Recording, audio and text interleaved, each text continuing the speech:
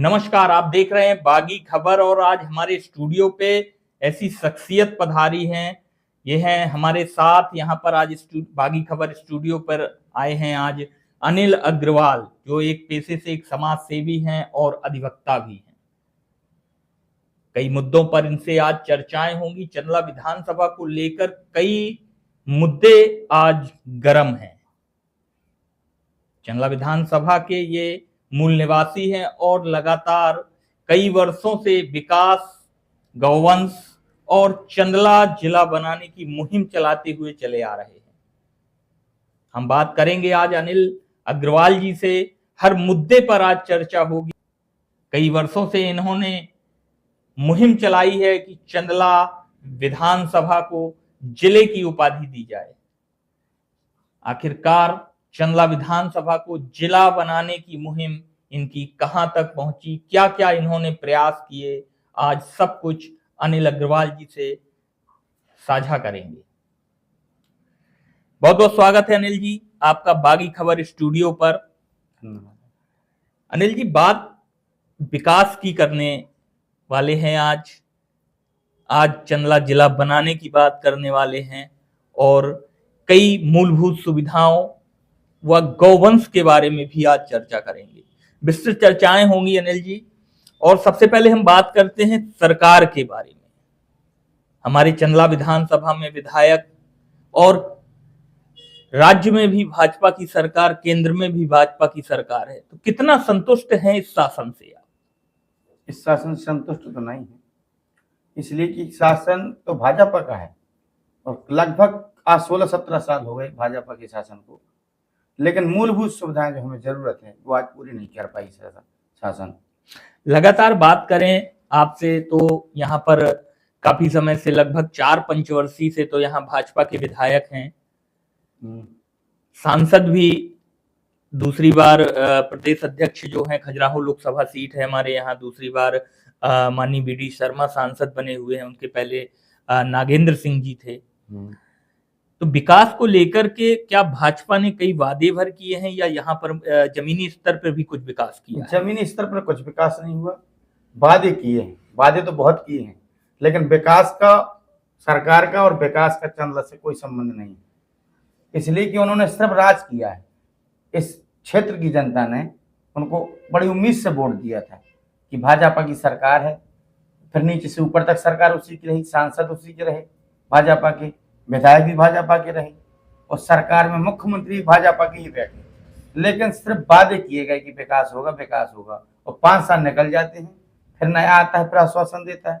इसी तरह 16 साल निकल चुके हैं। आधारभूत सुविधाओं के लिए इस नगर का एक एक व्यक्ति तरस रहा है, इस क्षेत्र का। बात हम मूलभूत सुविधाओं की भी करते हैं। चलिए, आपने कहा कि केवल शासन और विधायक हों या सांसद हों, हमेशा वादे ही यहाँ किए गए हैं। कई बार देखा गया है कि यहाँ पर कई आम सभाएं भी हुई हैं, सांसद महोदय भी यहाँ पर आए हैं, विधायक आपके इसी विधानसभा से हैं। कई बार वादे किए गए हैं, विकास के काफी दावे भी किए जाते हैं। तो हम बात करें मूलभूत सुविधाओं को लेकर, तो सड़कों पर आपका क्या कहना है? क्या भाजपा के इस शासन में गांव-गांव सड़कें, गांव-गांव जिस तरीके से विकास के वादे और दावे किए जाते हैं कि कनेक्टिविटी बनाई जा रही है, गांव-गांव को शहरों से जोड़ा जा रहा है, तो कहां तक इन वादों में सच्चाई आपको नजर आती है? सच्चाई तो 10% ही है। सच्चाई है, विकास हुआ है पर 10% हुआ है। जिस स्तर से विकास होना चाहिए उस स्तर से कोई विकास नहीं हुआ। अभी भी ऐसे ऐसे गांव हैं जहां रोड नहीं, सड़क नहीं है उधर, और कोई इलाज के लिए चंदला आता है या दूर आसपास के गांव में जो स्वास्थ्य सुविधाएं हैं उधर पहुंचता है, तो आज भी उनको 4 पाई में लेकर मरीज को जाना पड़ता है। मैंने देखा कई बार, अभी खबरों में हम लोगों ने भी प्रसारित किया है, अभी कुछ ही दिन पहले एक चंदला विधानसभा का एक गांव जुड़गुड़ू है, जहां पर लोगों को स्वास्थ्य सुविधाओं, सड़कों की सुविधाओं से लोग परेशान हैं, कई बार आवेदन निवेदन कर चुके हैं। लेकिन सरकार और सरकार में बैठे जो जिम्मेदार हैं उनके द्वारा तो लगातार इसी प्रकार के जो वादे हैं और जो दावे हैं वो किए जा रहे हैं कि हमारे मध्य प्रदेश में सड़कों का जाल सा बिछा दिया गया है। हाँ, बिछा है जाल, पर हमारे चंदला विधानसभा में नहीं बिछा, जिस हिसाब से बिछना चाहिए जाल। उधर से तो काम आता है, मुख्यमंत्री से तो काम आता है, पर इधर के विधायक और सांसद जो हैं इस क्षेत्र को ध्यान नहीं देते, क्योंकि इस क्षेत्र की जनता बहुत सीधी है, आराम से वोट दे देती है और वादे कर देते हैं ये कि हम चुनाव के बाद करवाएंगे, सड़क बनवाएंगे, और नहीं बनवाते सड़क, और फिर 5 साल वही आश्वासन में आवेदन प्रतिवेदन देते रहते हैं। ऐसे एक गांव नहीं, आपने जो एक गांव की चर्चा की वो एक गांव नहीं, कई गांव ऐसे हैं जहां सड़क आज तक नहीं है। जैसे नाहरपुर के पास बरुआ गांव, उधर तो कम से कम 10 साल से सड़क नहीं है, 10 साल से मतलब आवेदन कर रहे हैं वो, और सड़क नहीं है। और भी ऐसे ऐसे गांव हैं जहां मुर्मीकरण करवा दिया गया, बरसात में वो पूरी बह गई मुर्म, मतलब सड़क का जाल नहीं बिछा। लोगों का बारिश के समय पर जब कोई वहां आवागमन बाधित हो जाता है तो किस तरीके से लोग आते हैं, किस तरीके से लोगों का आना जाना होता है। कभी कोई बीमार होता है, कभी किसी को कहीं जाना होता है, बारिश के समय पर सड़कें दलदल में तब्दील हो जाती हैं। आखिर क्या कारण है कि सड़कें नहीं बन पा रही हैं, क्या लगता है आपको? वो इसलिए कि जब वोट लेने जाते हैं विधायक तब तो बहुत अच्छे वादे करते हैं, लगता है जैसे विकास की गंगा बहा देंगे, लेकिन जब जीत जाते हैं तो उस गांव की ओर दोबारा नहीं जाते।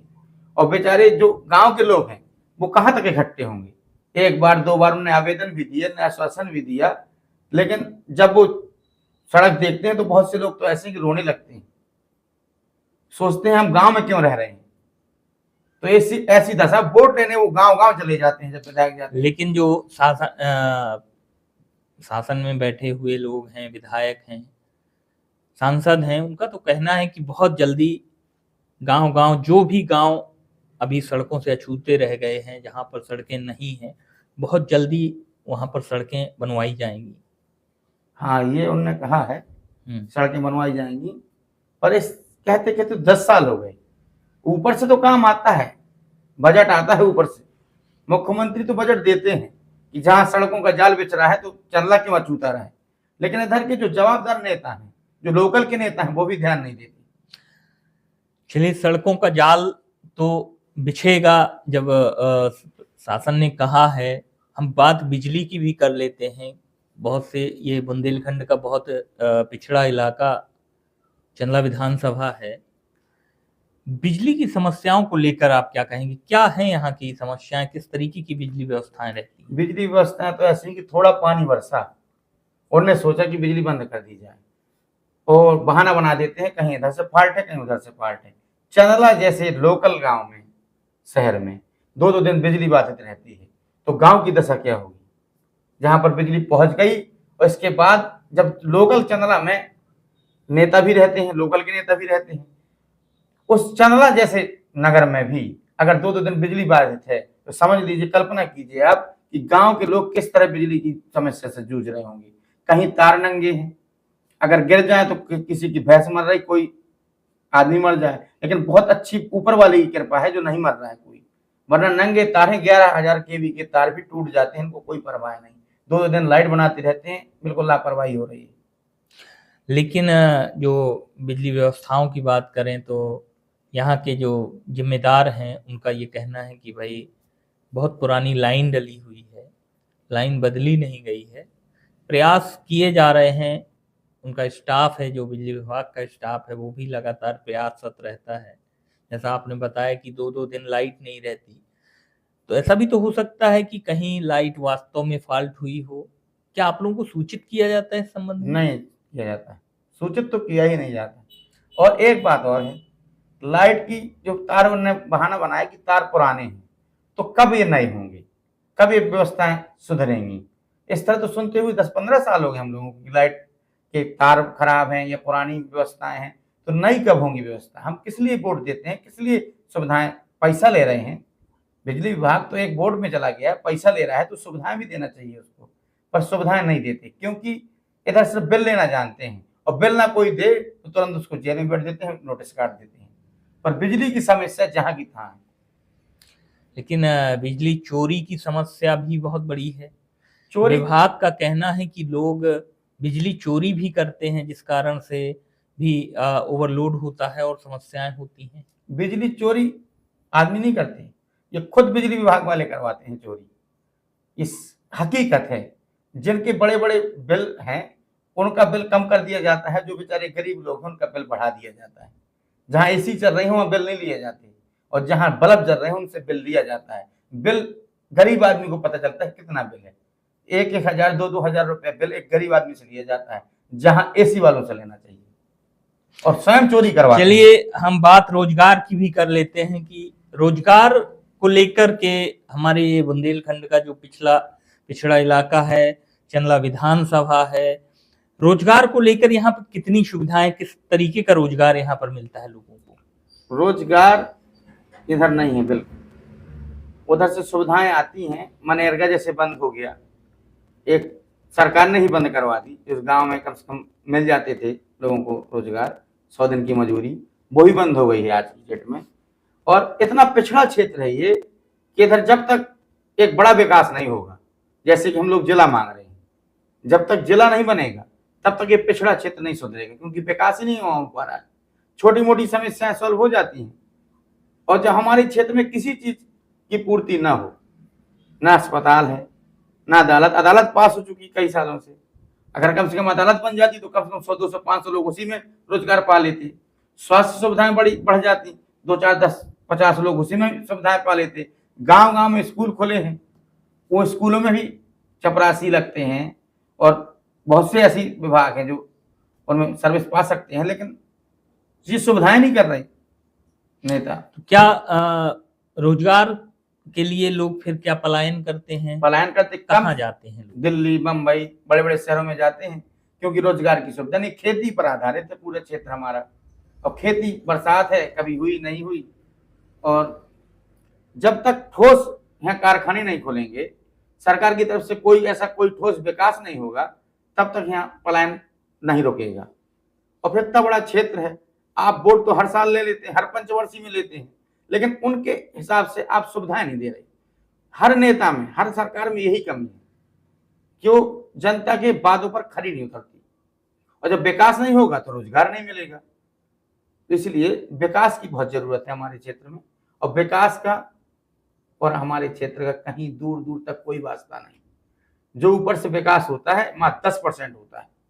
100% में 80% विकास हो जाए तो कम से कम एक आशा होती है आदमी को कि हमको इधर रोजगार मिलेगा। एक पाइपलाइन डालना थी बरहैया पुरवा से, वो पाइपलाइन 10 साल हो गए, आज तक नहीं डल पाई।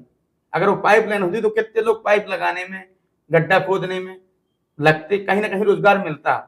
लेकिन रोजगार के मामले में जीरो है, सबको पलायन करना पड़ता है। अच्छे अच्छे कमाने वाले लोग भी सोचते हैं कि क्या करेंगे आगे। लेकिन ये योजना पिछले पंचवर्षीय से ये योजना चल रही थी, नल जल योजना के तहत, लेकिन अभी मंत्री जो हमारे यहाँ के विधायक हैं, राज्य मंत्री दिलीप अहिरवार, उन्होंने भी बताया कि बहुत जल्द ही यहाँ पर इस योजना के तहत घर घर नल लग जाएंगे, घर घर पानी लोगों तक पहुँचने लगेगा।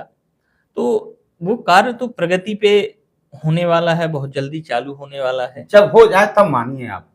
ऐसे तो करते करके बहुत दिन हो गए। अस्पताल सामुदायिक स्वास्थ्य केंद्र बने पिछले पंचवर्षीय से।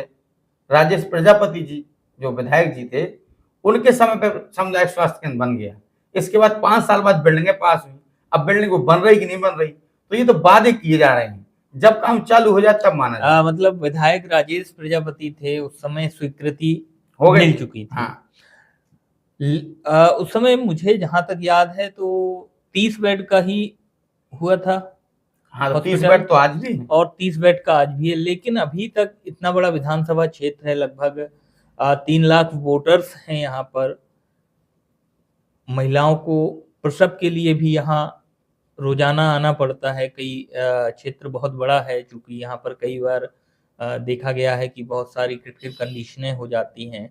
तो यहाँ डॉक्टरों का अभाव है, या डॉक्टर कौन कौन से डॉक्टर हैं यहाँ पर, कितने डॉक्टर हैं? सिर्फ 1 डॉक्टर है, जबकि 3 डॉक्टरों की पोस्ट है, 1 महिला डॉक्टर की पोस्ट है।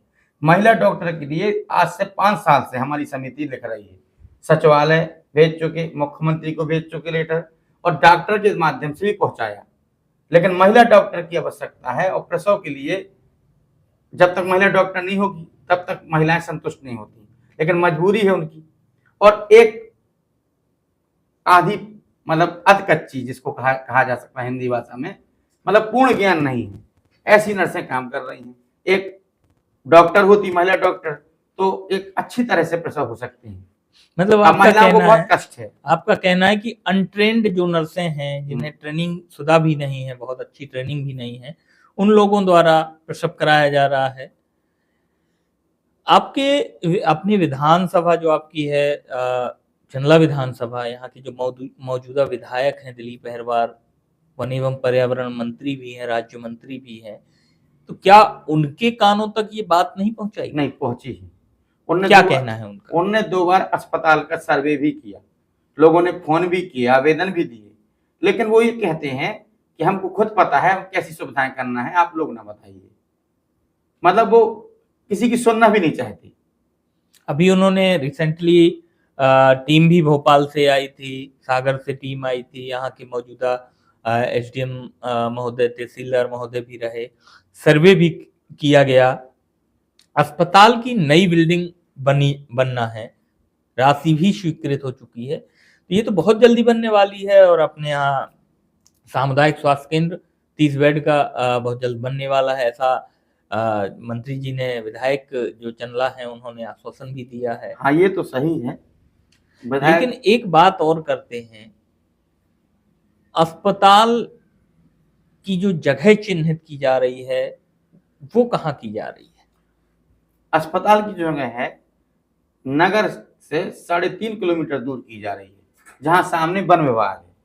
और अस्पताल जैसी सुविधाएं नगर के अंदर होनी चाहिए। और जहां पर पहले प्राथमिक अस्पताल था, उधर पहाड़ है, और पहाड़ में बेसमेंट अच्छा बनता है, नींव बहुत अच्छी बनती है।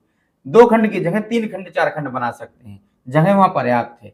अब 3.5 किलोमीटर कोई महिला डिलीवरी में है, उसके साथ 4-4, 5-5 औरतें आती हैं, जंगल विभाग है उधर, रात बिरात उनकी डिलीवरी आना है, कोई घटना घट गई, कलकत्ता जैसी घटना अस्पताल के अंदर घट सकती है महिला के लिए, महिला के साथ, तो ये तो बहुत आउट है।